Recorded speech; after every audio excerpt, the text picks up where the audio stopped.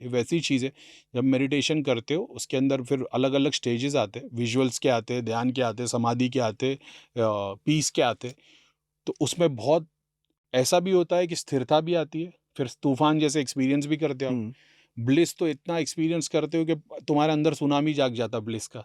तो आप जो छोटी-मोटी खुशी से खुश हो जाते हो कि 2 लाख मिल गए, 10 लाख मिल गए और यहाँ से टेंडर पास हो गया, कॉन्ट्रैक्ट साइन हो गया, शादी में जा रहे। ये छोटी-मोटी खुशी समंदर की एक बूँद की तरह लगती है उसके सामने। और वो तत्वों में जब आते हो तो तुम्हारे को रिटर्न आने का दिल ही नहीं करता। ऐसा लगता है बस भगवान बस इधर ही रख। लेकिन तुम्हारी फिज़िकल बॉडी के अंदर इतनी क्षमता ही नहीं है कि वो उतनी देर तक उसको होल्ड कर पाए। जितना भी क्या बोलते हैं वो डोपामिन, डीएमटी जो रिलीज़ होता रहता है ध्यान में, सुपर कॉन्शियसनेस में, हुँ, हुँ। उसकी भी तो लिमिट है, वो एक सर्टेन टाइम तक रिलीज़ होता है। तो आप चाहते हो कि और रिलीज़ हो और रिलीज़ हो और वो आप एक्सपीरियंस कर पाओ।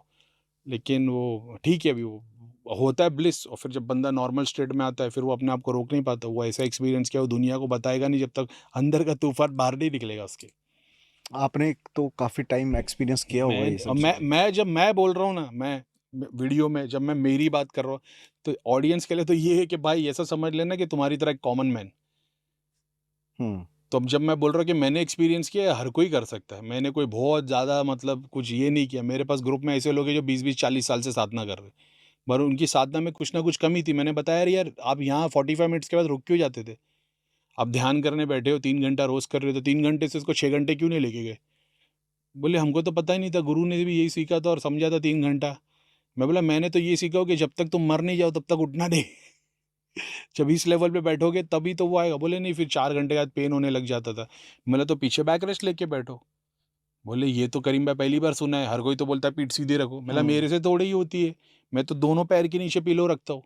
जब मैं पलटी मार के बैठता हूँ, हुँ। पैर दुखने लग जाएँगे, दोनों पैर के नीचे पिलो रखता हूँ, मेरे बैक के पीछे पिलो रखता हूँ और एक रज़ाई जैसी चीज़ है, जिसमें मैं हाथ पे सपोर्ट रख के बैठ पाता हूँ। तो मैं इतना कंफर्टेबल उतनी देर तक बैठ पाता हूँ।" बोले, "भाई इतना कम्फर्ट में आप मेडिटेशन करते हो तो इतना एक्सपीरियंस हुआ है?" मैं बोला, "मेरे को अनकंफर्टेबल लग रहा था, मैंने इतना जाना, भगवान तकलीफ लेने मना करता है। भगवान खुद अपने आप को बता रहा है कि मेरी पूजा में तुम तकलीफ में मत आओ।" तो जैसे बहुत सारे योगी, अघोरी अपने आप को ऐसे एक्सट्रीम पेन में लेके आते हैं, हुँ। शिव खुद मना कर रहे हैं कि अपने आप को इतनी तकलीफ मत देना, मुझे पाने के लिए। यहाँ तक कि वो बता रहे पूजा में आओगे तो रिलीफ़, अपने आप को रिलीफ़ कर देना नेचर कॉल से, अगर तुमको आए हो तो। तुमको टॉयलेट आ रही है और तुम सोचोगे नहीं भगवान की पूजा पहले नहीं, पहले आके टॉयलेट करके आ जाओ। जो इतना ध्यान रख रहा है तो फिर वो बोलते हैं नहीं, तो मैंने तो कम्फर्ट ज़ोन में ही किया तो मेरे को सब एक्सपीरियंस हो गए।